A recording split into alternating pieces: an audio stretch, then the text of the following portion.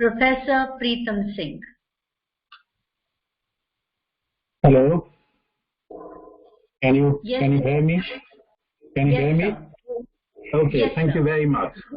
I'm obviously very pleased to be able to participate in this international webinar, and I'm especially pleased because, as Professor Charanjit Singh mentioned, a former student of mine is the principal of the college, and that's one of the reasons I accepted this invitation. So it's really very nice to have this feeling that one of your ex-students is the head of a very premier institution in Chandigarh. And Dr. Kamaljeet Kaur asked me to speak on two things. One, on the COVID challenge on the economy, and also briefly say something on the education. I will mainly focus on the economic dimension, but I will say briefly one or two things on the education later on. Now, on the question of the economy and the corona impact and the challenges which it is posing, we first need to understand what is the cause of corona. Okay, once we diagnose the cause, we will be also able to see the solution. As in medical science, we say that when you diagnose the disease, you're also able to prescribe the particular medicine which need to be given to overcome that problem. Now, the major cause, to very oversimplify, the cause of corona comes from human beings inhabiting or penetrating the habitats of other living and living creatures which are non-human, which is animals and birds. And this is not the first virus. There have been various viruses. We don't need to go into those details, but we know what happened in East Asia and so on and so forth. SARS is the most well-known. The cause of all of them is that the transmission of disease from animals and birds to human beings, this is happening for the first time. And it's going to keep on happening if we do not deal with this problem. And it may be in future even more severe than this. Now, what is the cause? The cause is that as the human population has expanded, and as the settled agriculture came in, and then the industrial revolution, human beings are going in the direction of invading the natural space more and more. And this has been accelerated with the development of capitalism since the rise of industrial capitalism. Because capital looks at everything, whether it is land or water or mountains or forests, from the viewpoint of profit maximization. That it uses every natural resource from the viewpoint of profit maximization. That is behind the kind of impact which the development of capitalism has on nature. For example, the destruction of the forests, which has led to the habitats of other living species being destroyed, is primarily because capital is moving into sort of deforestation for the purpose of using that land for agricultural production, for raising animals, which can be then slaughtered and eaten by human beings, or using the forest resources for furniture, which can be then sold and made profits. So one, we need to understand that the form of capitalism which has developed so far has been very, very destructive of nature. And that destruction of nature has led to other living species coming into contact with human beings which they have not in the past. And that led to the emergence of corona and the possibility of similar viruses in the future. Now, one way of saying this is that really we cannot find a solution unless we change the socioeconomic system. A socioeconomic system which is based on exploitation of nature, which is not taking into account the ecological needs which we have, and also human beings relating to other non-human beings in different ways. That we need to change the format. That this planet is not meant only for human beings. This planet is also meant for animals, birds, bees, trees, and so on and so forth. Human beings need to learn. So the big question, and it's a very, very big question, is that we need to change the paradigm of our economic activity. Okay. Now, one way of saying is that we need replacement of capitalism by socialism. But again, I would like to say that the socialism of the old variety was also not a good solution.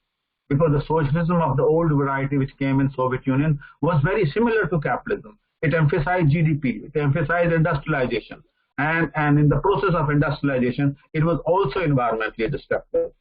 So the new vision which I have been articulating, I'm not the only one, there are others, is called ecological socialism, eco-socialism, that we need to rearrange the whole world. We need to rearrange our world, that the economic activities are in tune with nature, that they do not destroy nature, they make it sustainable, they make it something which is nourishes human beings and other living species. Now you might say that's a very, very big change, okay, that to change the socio-economic system.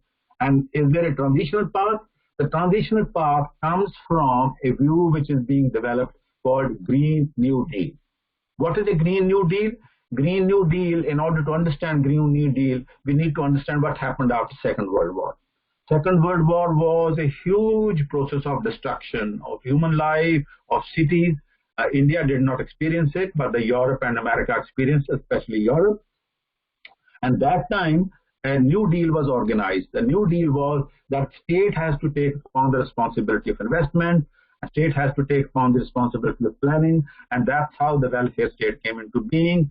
That's how the minimum wage, unemployment benefits, redistribution of income, Keynesianism was one of them. In Soviet Union was socialism. In India there was the planning. In Egypt there was the planning, and so on and so forth. And that model was reasonably successful in stabilizing the economy.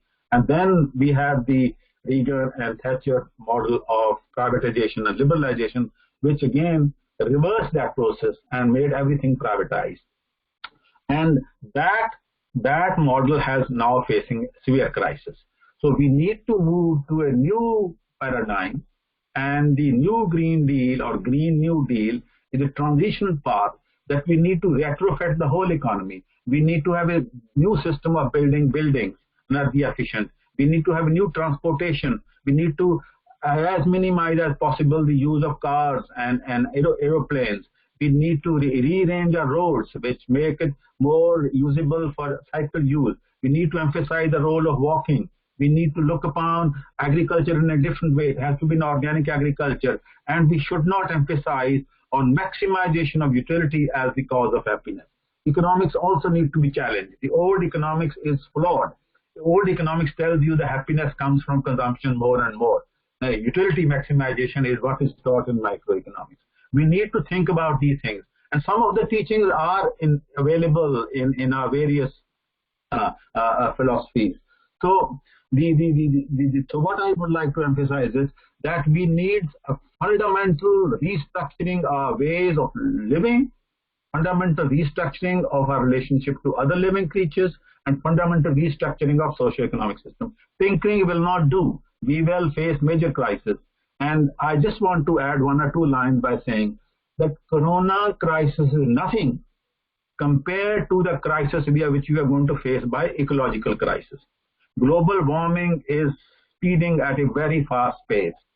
By the estimates right now are that if we do not control global warming, and if the global temperature rises more than 1.5 degrees centigrade compared with the pre-industrial age is what I would call before 1850, then by 2030, there will be irreversible changes. There will be deaths of millions of people, not in lakhs and thousands. There will be deaths of animals and birds, which will pollute the air, which will pollute the water, and unimaginable amount of destruction of life. So the ecological crisis is a very, very big crisis, and Corona crisis is only a small part of that. So we need to rethink from this ecological environmental perspective, and Green New Deal is, and this also means that in our daily lives we need to change. Okay, how we conduct our daily lives. We should not spend more and more and more, and that's what the capitalist market demands from this. People should spend more, because then that's how the capitalist economy expands.